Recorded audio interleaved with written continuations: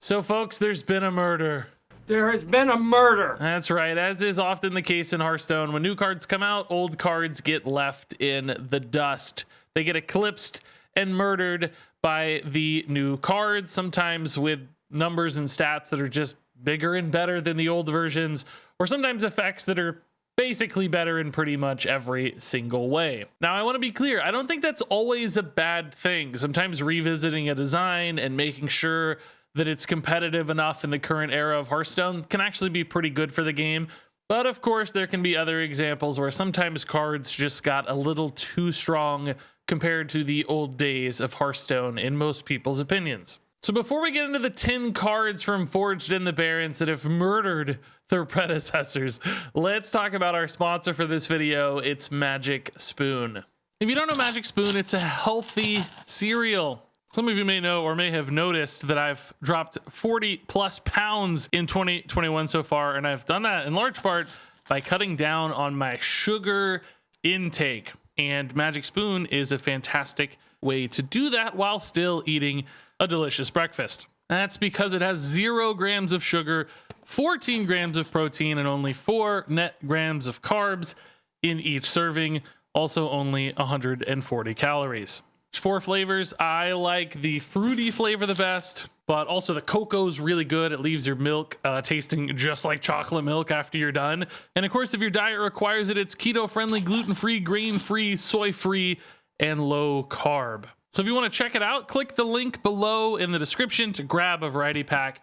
Use the promo code Regis at checkout to get $5 off your order, or just go to magicspoon.com/Regis. So let's take a look at the first card on our list. It's Wound Prey, which is just way better than On the Hunt, a card you may not remember, but it came out in Whispers of the Old Gods. It just dealt the 1 damage and summoned a Mastiff, and Wound Prey has upgraded that by giving the beast that you summon Rush instead of just being a base beast. And of course, that's really helpful. Sometimes really nice to clear like a 2 health minion off board using Wound Prey. Nowadays, also, of course, you're proccing things like Cool Car Pack Runners, even occasionally lock and loads with Wound Prey. So it's seeing a ton of play in the Hearthstone meta, whereas I don't remember On the Hunt necessarily popping into a lot of lists in its era because it didn't quite have the synergies and support. And here's the thing, I think On the Hunt would actually maybe get played in today's meta with Cold Car Pack Runner. So I don't know if the rush aspect to Wound Prey is necessary, but it's certainly thematically consistent with all the other hyenas in that Cold Car Pack Runner package. So it's fine to me that it got rush. I don't think this card is overpowered or oppressive in any way. This is one of those that was just updated to Hearthstone's current standards, and although it's pretty much strictly better than On the Hunt, I don't think that's necessarily a problem. I still think Wound Prey is a healthy card design and fits right into the world of Hearthstone. So next up here, we've got Selfless Sidekick and Malkarok. And, you know, the last one was very obvious and subtle. This one is like crazy, the difference to me in these 2 cards. So Malkarok, again, you may not remember, but he's Whispers of the Old Gods. Card that didn't get a lot of play. I think he popped into like 1 kind of piratey or even mid-rangey warrior list. I think maybe dragons. I can't remember, but not a very popular card regardless, because random weapons are inconsistent. Sometimes you're going to get a Light's Justice and you feel pretty bad that you've played an understated minion to get a 1/4 weapon, and the downsides kind of outweighed the upsides when you'd high roll into some kind of crazy weapon off of Malkarok. And flash forward to Barrens here, and we've got Selfless Sidekick, which same cost, better stat line, also a neutral minion. Neutral minions are generally weaker than class minions. Despite that, Sidekick's way better, I'd argue. And she equips a weapon from your deck, not just a random weapon. So adding that from your deck modifier makes Selfless Sidekick way more consistent and powerful because, of course, as we've seen, put Doomhammers in your deck and Selfless Sidekick's going to equip a Doomhammer. Or you could do a Gorehowl or whatever crazy weapon of your choice. Sidekick can pull that out of your deck, and that's amazing because you know your weapon's going to be really good, and if your build's built around it, say like with Doomhammer Shaman, that can go even further. And here's the kicker for Sidekick, not even being played right now. It early in the Wailing Caverns meta, she was popping in, nowadays not even good enough. She's 1,000 times better than Malkorok, and still at the moment not really a particularly competitive card. Now, this is one you can't say is like strictly better, because obviously random weapon can have high rolls, like legendary weapons and stuff, weapons that aren't part of your class. So there's this, you know, really, really tiny niche world where maybe Malkorok opens up some different opportunities, and he's technically better in like fatigue scenarios. So, you know, he's not totally outclassed, but for all intents and purposes, Selfless Sidekick is just a much, much better card. So next up here, we've got Blade Master Samuro and Sergeant Sally. I mean, look at Sergeant Sally. This card is just so forgettable. It's a Mean Streets and Gadgets End card. I don't remember this getting played. The idea with this one was hand buffs. If you buffed it a bunch, it could be this sort of awkward onboard card where, you know, it's got 5 attack and your opponent has trouble dealing with it because of the death rattle, and it's like, oh, I can't build a board into Sally, they're going to trade it in and clear my board. That was the theory. In reality, I don't remember that ever happening. I know I've talked about this card before, and some of you were like, yeah, Sally was awesome, I made this card work. I mean, sure, you know, in your little pocket decks and stuff, cards like this can always find a home, but as far as the meta at large was concerned, high-end tier decks and stuff, Sally wasn't getting played that I ever saw. Whereas Samuro, of course, on the other hand, is being played in a bunch of different decks because there's a couple aspects that make Samuro much, much better than Sergeant Sally, because he has immediate reactivity. He has Rush, so you can trade him in right away, activate the same attack-based triggers that Sergeant Sally, you have to just sit her on board and wait. And back then, there weren't great ways to like force minions to attack immediately. There were a few cards like Charge or something out there that existed, but for the most part, you just plop her down and wait, and your opponent could silence it, not play stuff, remove it before playing stuff. Basically, you gave all the power and influence to your opponent. Whereas with Samuro, you certainly have all of the control and that immediacy to do crazy things with Apotheosis or Rush Warrior buffs, whatever else it might be. Beyond that, of course, Samuro just has a way better stat line on his own. So, you know, you wouldn't want Sally to have a great stat line because you want her to die to proc her death rattle, but with Samuro, you don't have to worry about that. You can leave behind a really nice threatening minion after clearing your opponent's board. So you're getting some stat upside on the back end of Samuro as well. And arguably a minion that's kind of fine to play sometimes just on his own, like just kill a 2 health thing with Samuro. That's a play that happens sometimes that's feasible and viable, whereas Sally, without buffing her, is really a pretty darn weak effect. Now, of course, Samuro costs an extra mana, so again, you can't say these cards are directly comparable necessarily, but clearly their intent and design and focus are along the same vector, and Samuro does it so much better than Sally. So next up, this wouldn't be a murdered cards video without my boy Silverback Patriarch. You have to toss this one in. He's been eclipsed and outclassed about 1,000 times in Hearthstone's history. And of course, it's just a meme at this point. There's really not much to take away from this. This is one of those where Patriarch was such a bad card, just unplayable garbage. How dare you say this about my boy Patriarch Reaches? So bad that nobody played him, so power creeping him as it may be is not really much of a power creep, because you got to make cards better than Patriarch if they're going to be relevant or considered for play at all. And of course, there's been 25 or 30 examples of this. That said, Cultist is the latest. It's maybe even the most strictly better because it's one of the few Patriarch creep cards that is neutral and has a minion type. Usually there's always been like, well, it doesn't have a minion type. Now with Quillbores, even that is not a safe place for a Silverback Patriarch. There was also like Fierce Monkey or something, but that was a warrior card. So yeah, you see. And it's also got this crazy death rattle upside of restoring 4 health, so better base stats, enormous upside, all kinds of synergies that actually exist with Quillbore resummoning with N'Zoth these days, which Patriarch very rarely ever benefited from anything similar. Of course, you can summon him off N'Zoth, but nobody ever really did. So Death Set Cultist, very relevant meta card, way better in every facet, and the latest in a very long list. So next up here is Mean Street Marshal versus Knight of Anointment.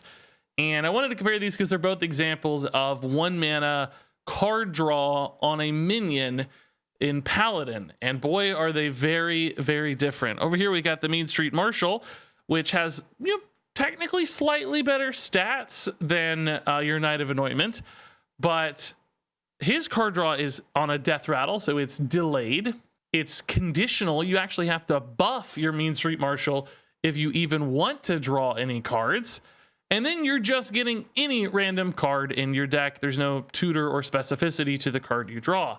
Knight of Anointment, on the other hand, although certainly sacrificing 1 health, oh no, he's drawing your card immediately, which means that's great because you can play it right away. It's not delayed. Gives you more choice, more options, and if you're top decking situation, just a lot more punch immediately.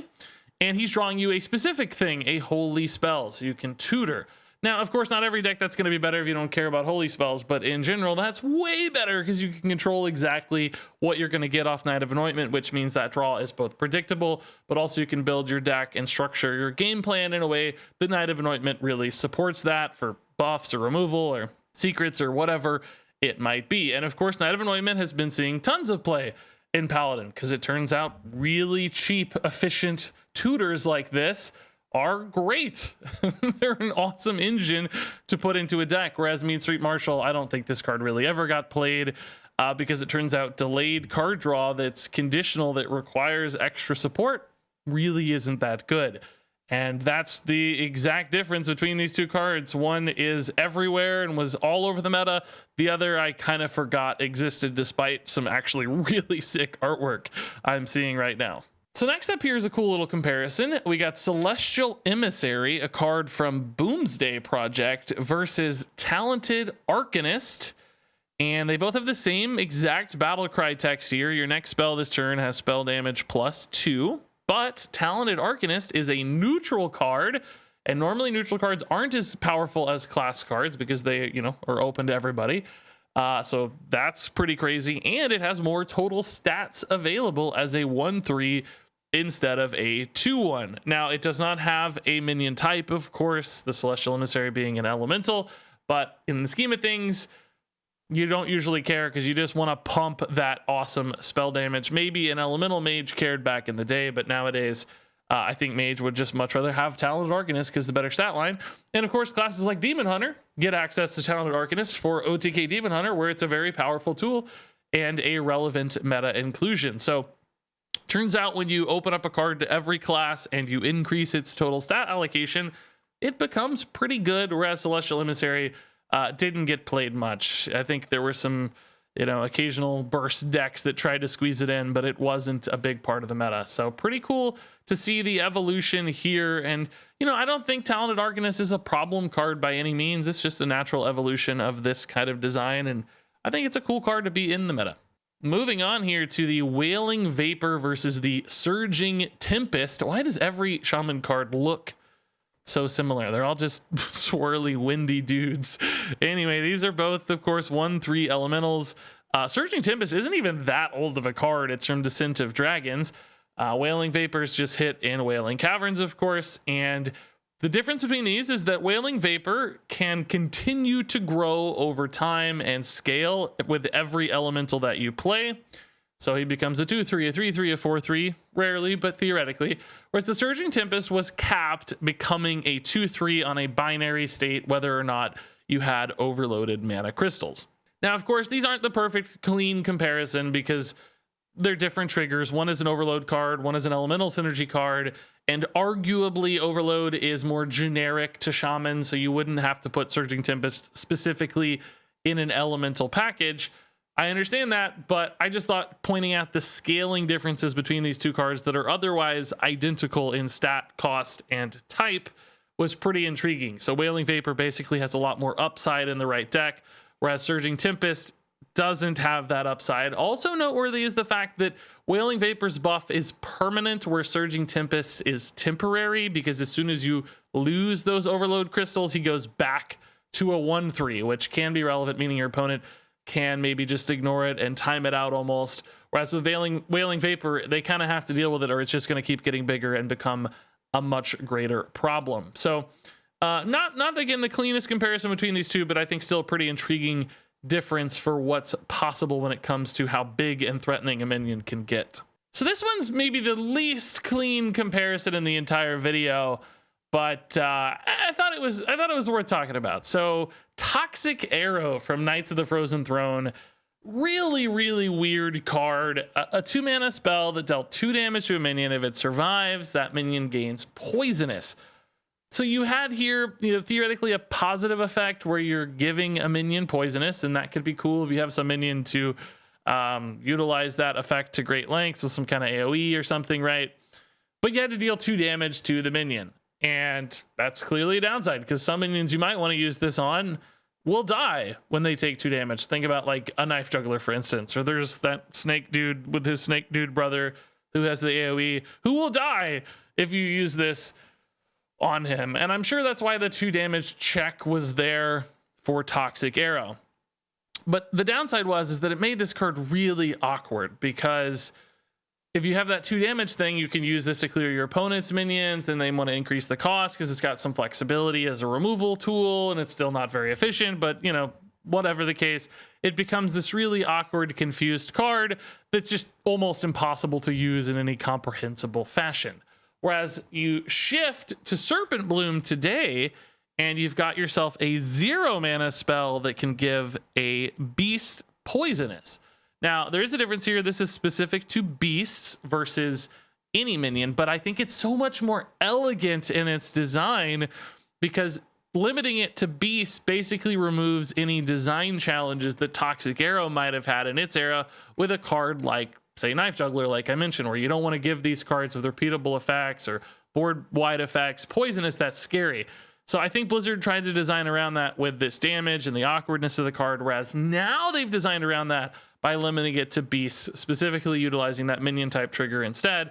And that seems so much smarter to me, because basically it allows you to make Serpent Bloom very efficient at 0 mana. It feels worth it. It synergizes with all kinds of spell triggers in Hunter, the Hyena package in Hunter, Lock and Load, etc., etc. So I wanted to include this one almost as an example of how power creeping a card or making it notably better can just open up different angles and really make decks sing and make the card fit into a package or meta way better than before.